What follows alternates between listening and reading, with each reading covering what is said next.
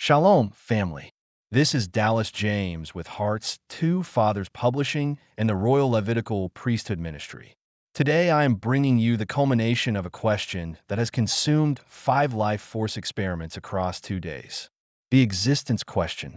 And it begins with Psalms 139, verse 14. And in your book it was recorded that a lifetime was fashioned before coming into existence.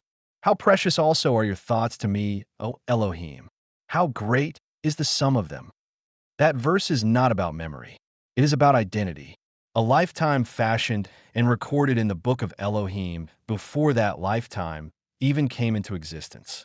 And the difference between recorded identity and temporal memory is the revelation I want to lay before you today. 0:45 to 2:30, the question.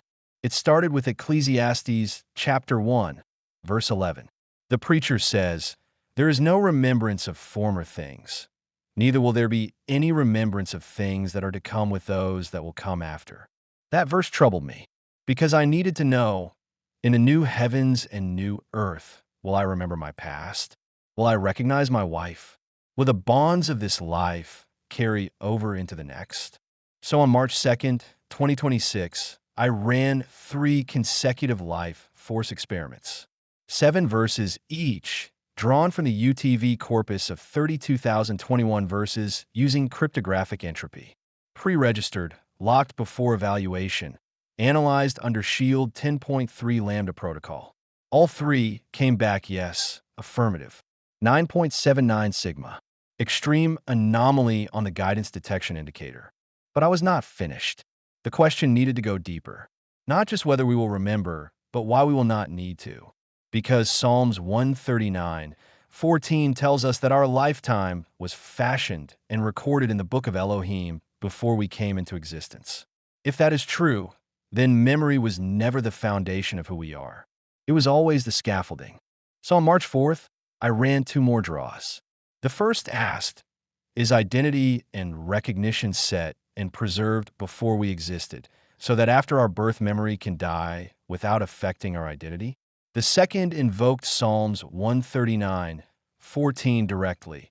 Is our identity formed before we existed, making our memory temporal, so that it will be forgotten, no trace, in the new heavens and new earth? 2:30 to 4:30, the numbers. Let me give you the mathematics, because the mathematics matters. 5 draws, 35 verses. Every single draw hit the Dominion triad, identity, inheritance, and priesthood converging at 3 out of 7 verses. That is 3,348% above the expected baseline.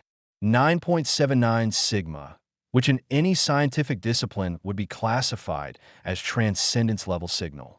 The guidance detection indicator registered extreme anomaly in all 5 draws, with combined probabilities ranging from 10 to the -12th power down to 10 to the -15th power.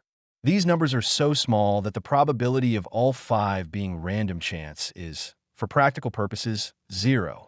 The polarity balance index was affirmative in 4 of 5 draws and lean yes in the 5th.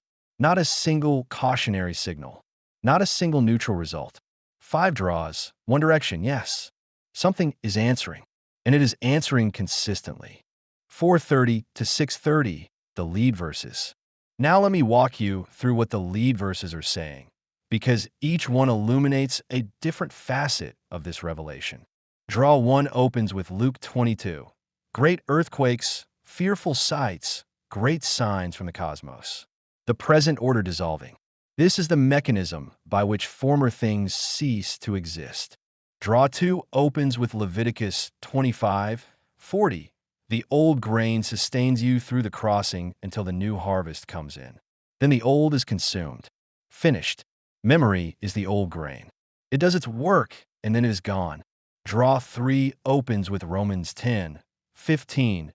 Acknowledgement of YHWH Joshua as the mechanism of salvation. All recognition reoriented vertically toward the Father and His Son. Draw 4 opens with Psalms 90:11. Satisfy us early with your goodness, before any days are numbered, before memory even begins. The Father's satisfaction is prior to our experience. And Draw 5 opens with Ezra 8:22. The Levites counted by number and by weight of everyone. Identity registered in a ledger before the journey begins.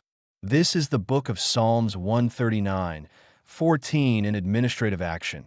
The recorded lifetime, the fashion identity, documented before the road is walked.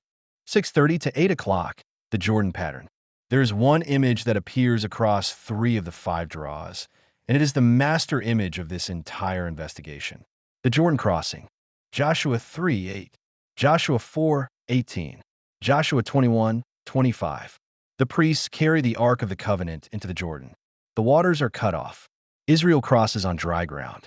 And the moment the priests' feet touch the far shore, the waters return to their place and overflow the banks as they did before. The river does not remember. No trace of the crossing remains in the water. But the Ark, the covenantal identity, the presence of YHWH, arrives on the other side, intact, whole, undiminished. This is the crossing from this age to the age to come. The waters of temporal experience close behind completely. The river of memory returns to its place. But what the Ark carried, your recorded identity, your fashioned lifetime, your name, your weight, your number, arrives on the far shore exactly as it was written in the book before the waters ever parted. Identity crosses. Memory does not. 8 to 9:30, the revelation. And this is where Psalms 139:14 becomes the key that unlocks everything. And in your book, it was recorded that a lifetime was fashioned before coming into existence. How precious also are your thoughts to me, O Elohim. How great is the sum of them. In your book, it was recorded. A lifetime, not a memory, not an experience, not a collection of impressions. A lifetime, fashioned before coming into existence. The Father did not wait for you to live your life and then record the result. He fashioned the lifetime first. He recorded it in his book first, and then existence began. Memory is what happens after existence. But identity was complete before existence started. Memory is the temporal echo of a recorded identity, a shadow cast by the substance onto the wall of this age. When the age ends, the shadow dissolves. But the substance, the recorded, fashioned lifetime, remains. It was never dependent on the echo. And the psalmist's response to this? Not grief, not loss, worship. How precious also are your thoughts to me, O Elohim. How great is the sum of them. The thoughts of Elohim are precious precisely because they precede and exceed anything our memory could ever contain. 9:30 to 10 o'clock, close of segment 1.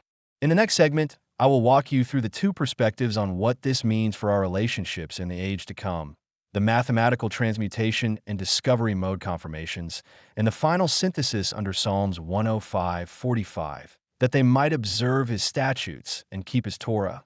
Hallelujah! This is Dallas James, Heart's 2 Fathers Publishing and the Royal Levitical Priesthood Ministry. Stay with me.